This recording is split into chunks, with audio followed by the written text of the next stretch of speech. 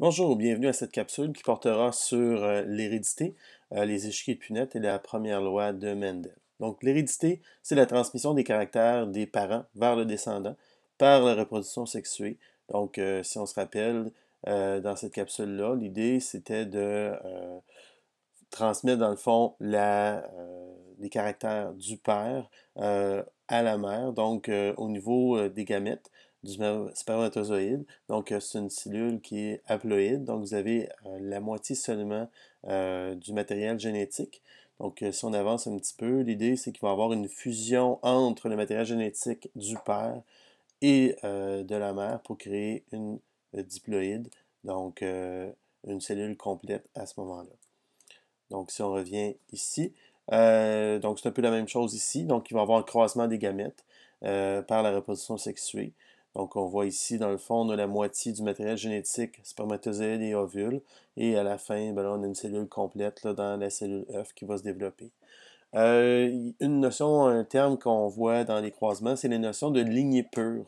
Dans le fond, qui correspond à un génotype homozygote qui soit dominant ou récessif. Fait que si on regarde à cette génération-là, c'est-à-dire les parents, ben eux sont des lignées pures et ils obtiennent à ce moment-là une génération qui va être hétérozygote, donc toute violette. On reviendra par les échiquiers un peu plus tard.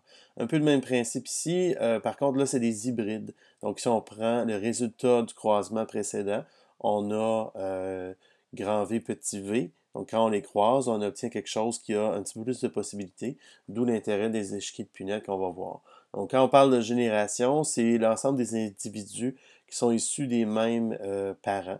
Donc, par exemple, ça serait la génération parents, puis tous les descendants, tous les enfants, c'est les générations F1.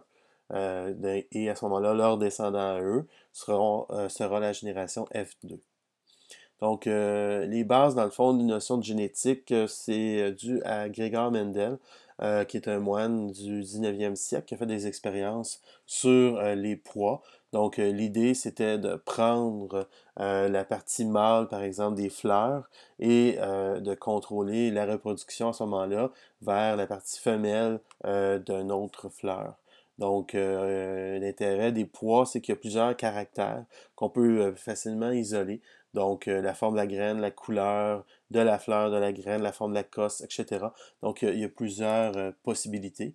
Donc, ici, vous voyez un peu le principe de la technique opératoire. Donc, prendre le pollen sur une fleur, donc la partie mâle, vers l'ovule à ce moment-là de l'autre fleur. Donc, ce qu'on observe, par exemple, si on prend la génération P par an, donc si on croise des pois à graines lisses avec graines ridées, la génération F1, c'est toutes des graines lisses. Donc, à ce moment-là, on déduit que le caractère lisse est le caractère dominant. Donc, un peu ici, si on regarde, on a fleurs rouges croisées avec fleurs blanches. Génération F1 sera tous des fleurs rouges. Donc, si on recroise cette génération-là F1, qu'est-ce qu'on va observer? Ben, on va obtenir un- une proportion de 3 pour 1. Donc, plus le total est élevé, plus l'échantillon est grand, plus on va s'approcher de cette valeur de 3-là. Donc, qu'on observe ici aussi dans cette image-là. Donc, pour bien comprendre cette idée-là, dans le fond, c'est basé sur la ségrégation indépendante des allèles. Donc, l'idée, c'est que chaque allèle a la même chance d'être réparti, donc d'être donné lors de la reproduction sexuée.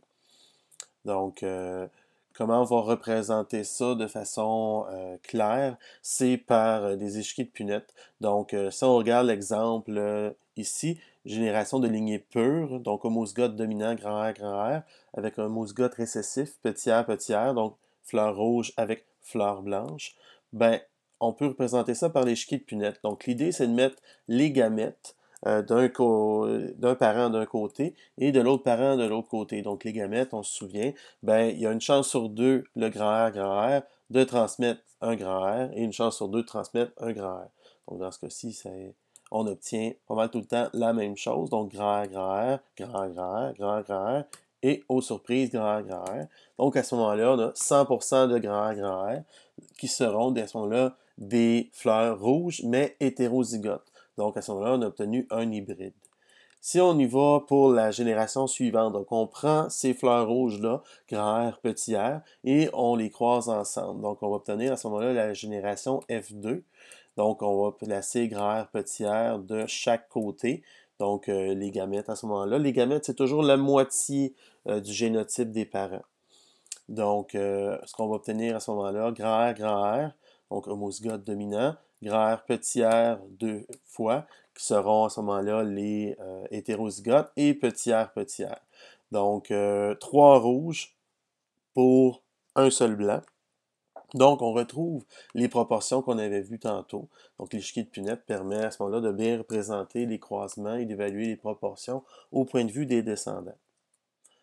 Donc, on se revoit pour la prochaine capsule pour regarder les notions de dihybridisme.